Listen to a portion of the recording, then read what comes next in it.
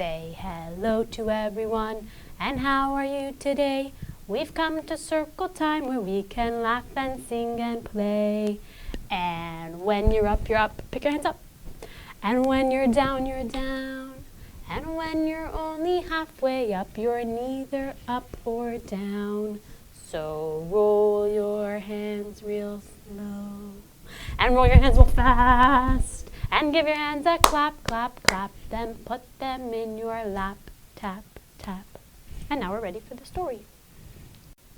Hi friends, welcome back. I'm so excited to keep telling you the story of Pesach. Do you remember Moshe grew up? He's not a baby anymore. And he grew up in the palace with Princess Batya and King Paro. And after he grew up, and now is a big person, he left Egypt. Say bye-bye, Egypt. He's leaving. He's going to a different place. Let's put him all the way over here because now he doesn't live in Egypt anymore. And he became a shepherd. Do you know what a shepherd is? A shepherd is somebody who takes care of sheep. So he watched sheep. He had a lot of sheep. And he would always make sure that they had water to drink and that they had grass to eat and that they were safe. That's what he did. He became a shepherd. And one day while he was watching his sheep, one of the little baby sheep ran away. And so Moshe followed the baby sheep. And he came and he saw the baby sheep was standing next to a bush. And the bush was on fire. And you know what? It was a miracle. Because even though the bush was on fire, it wasn't burning up. It wasn't turning into ashes. Let me tell you something. Usually, when something is on fire, the fire burns it up so much that it turns black and it turns into ashes. But this bush, even though it was on fire, it wasn't turning black and it wasn't turning into ashes. It just stayed a green bush with fire on top. And Moshe said, wow, this must be a miracle from Hashem. This bush is on fire, but it's not burning up. And you know what? It was a miracle from Hashem. And Hashem began to talk to Moshe, and he said, Moshe, I have a special mission for you. I want you to take the Jewish people out of Egypt. It's time for them to be free.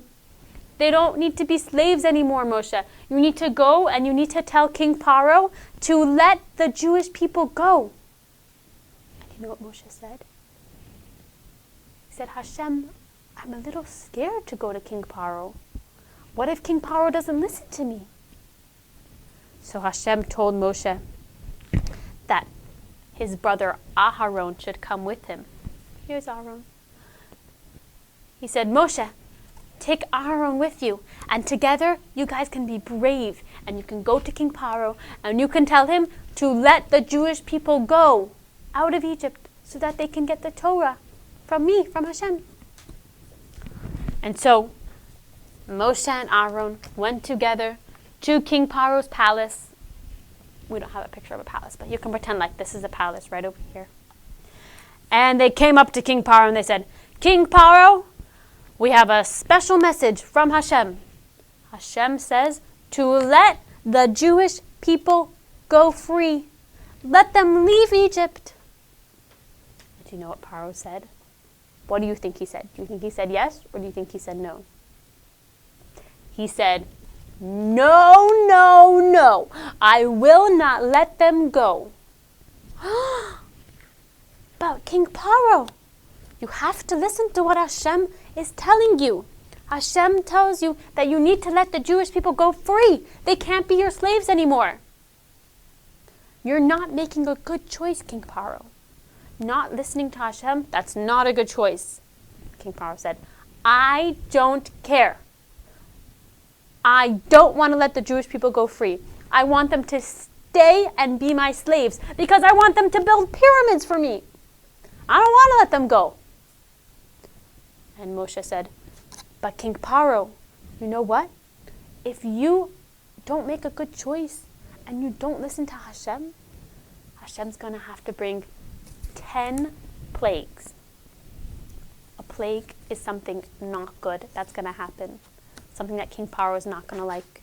And Moshe told him, he said, King Paro, you're not going to like these plagues. You're not going to like these 10 things that are going to happen to you.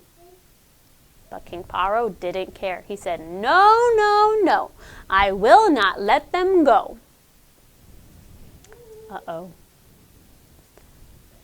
So Hashem had to bring 10 plagues to King Paro and to the Egyptians.